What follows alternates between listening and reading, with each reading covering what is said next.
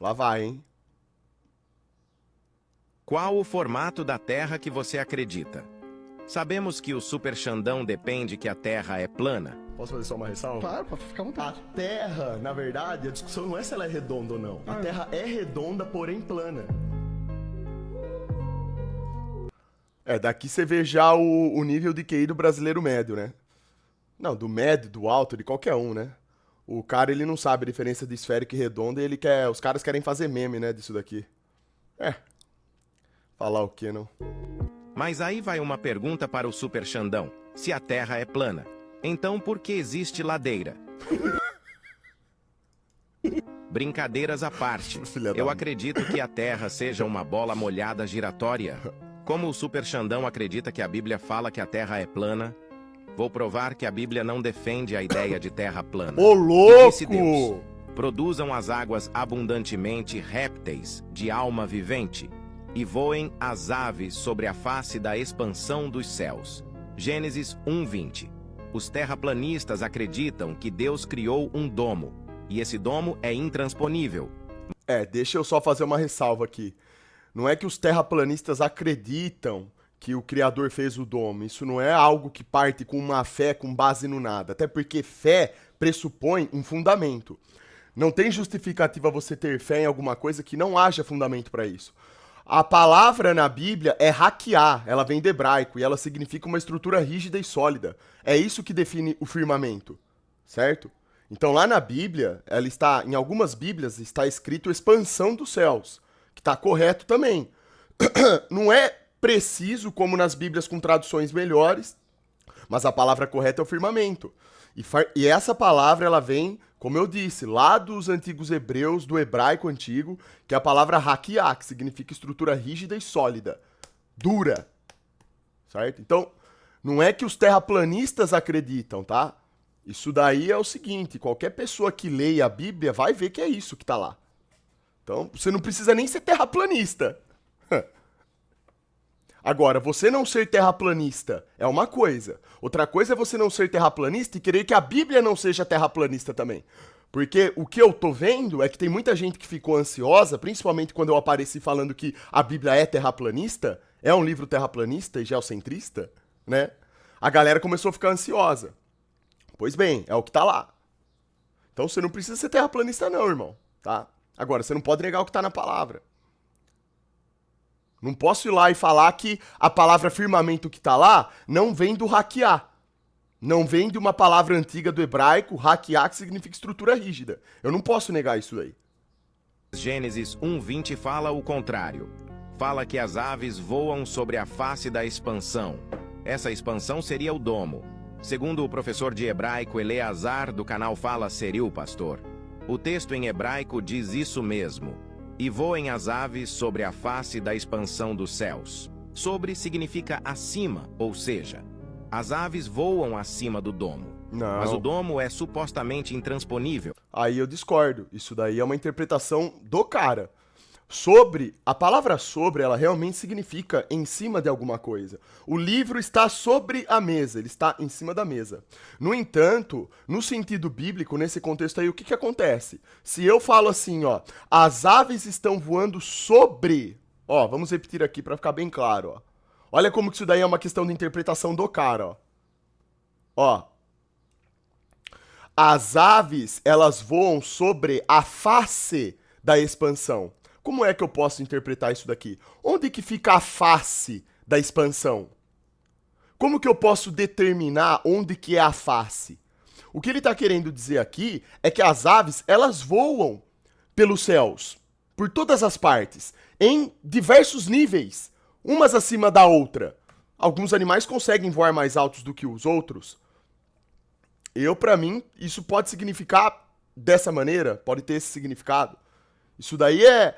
Porque aqui ele não tá tentando definir o limite do domo, ele não tá falando aqui como se fosse assim, ó, as aves elas voam sobre o domo, ou seja, elas estão além do domo, até porque não faria nem sentido, porque a gente sabe que não tem ave nenhuma voando além do domo. A gente não sabe nem onde que tá o domo, para começo de conversa, porque ele tá muito alto. Tudo isso partindo do suposto de que a Bíblia está correta quanto ao formato da Terra, certo?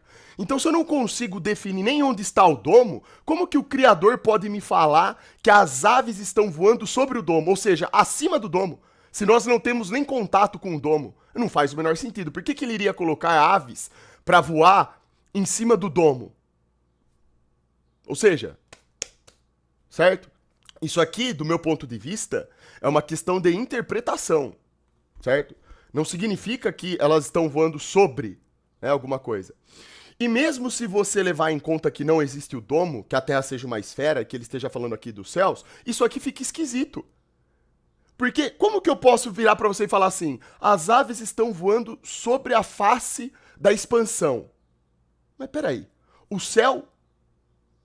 Onde que existe o limite do céu para definir como as aves voando sobre? Em cima dele. Como que eu defino isso? Não faz sentido. Vocês estão entendendo o que eu tô falando? Porque o céu, até então, a gente sabe que não tem limite. Quando eu defino que algo está sobre alguma coisa, eu estou definindo um limite. Se eu viro para você e falo assim, ó, o Juninho está sobre a mesa. Eu estou definindo para você que a mesa está aqui, eu sei qual é o limite dela. O Juninho está em cima dela. Perfeito. Eu vejo o Juninho aqui. Agora, no céu, vamos imaginar que o céu é o ar à minha volta aqui, ó. Eu falo pra você, o Juninho voa sobre a face da expansão. Qual que é o significado disso? Tipo assim, onde que fica o limite da expansão pra eu poder dizer onde que o Juninho tá voando justamente sobre a face da mesma? Como que eu falo? Não tem como, velho. Entendeu? É questão de interpretação isso daí. Do meu ponto de vista, né, óbvio, essa parte aqui que fala sobre a expansão faz muito mais sentido justamente porque existe o domo. Se não existisse o domo, não tem como eu limitar os céus e falar que a ave está sobre alguma coisa, em cima de alguma coisa. Quer dizer, isso é uma interpretação minha, certo? É assim que eu vejo. Expansão dos céus. Sobre significa acima, ou seja, as aves voam acima do domo. Mas o domo é supostamente intransponível. Logo concluímos que esse domo é falso, sem falar que no modelo da Terra plana, o domo está muito alto. Ou seja, as aves morreriam de frio ou de calor. É, claro, seguindo essa ideia aí, partindo dessa interpretação aí, que do meu ponto de vista é errada, logicamente é errada, não faz sentido, é isso daí. Frio, se estiverem voando longe do sol. Calor, se estiverem voando perto, bem morreriam sufocadas, pois não teriam oxigênio se elas voassem sequer perto do domo. Os terraplanistas também diz que a Terra é sustentada por umas colunas, mas em Jó 26:7 diz o seguinte: é Deus que estende os céus do norte sobre o espaço vazio, suspende e equilibra a Terra sobre o nada. Como podem ver, Jó acreditava que a Terra está suspensa sobre o nada. É, mas aí que tá o ponto, né? Como o cara mesmo aqui falou, Jó acreditava. Isso aí é um relato que ele tá pegando de Jó. Jó, se você ler lá sobre Jó, ele questionou o Criador sobre diversas coisas. Ele foi um cara questionador. O Criador, em conversa com ele, mostrou pra ele muitas verdades, né? Então Jó, ele tinha uma determinada percepção de realidade. Isso é algo que fazia parte da percepção dele. Não significa que ele estava correto quanto a isso, né? Então, peraí, o que vale mais? O que Jó acreditava ou o que o Criador fez? Não faz sentido isso, né? Acredito que isso seja o suficiente para... Pegar um versículo como esse para tentar definir que a Terra é um globo, isso daí é até uma piada, né? Os caras quererem, na verdade, falar que a Bíblia defende a Terra globo já é uma piada, não faz sentido, mas enfim. Eu poderia falar pra você, se a gente fosse conversar só com um versículo, pra ficar brincando de que, o meu versículo ganha do seu, eu poderia simplesmente citar o versículo onde Sol e Lua pararam, onde foi determinado que o Sol parasse. Aí eu te pergunto, como que um Sol do modelo do globo, que tem 1 milhão de vezes o tamanho da Terra, está no centro do universo, ele é o gigante colossal, como que ele pararia sobre a Terra? Não faz sentido, companheiro, tá?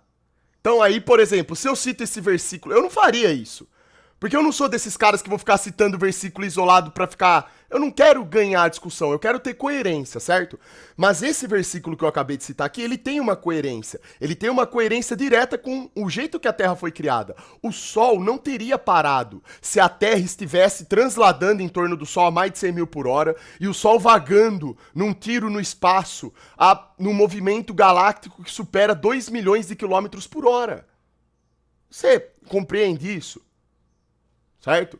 Então, assim, não se trata de ficar pegando um versículo e colocá-lo, né? A gente tem que levar em conta toda uma coerência.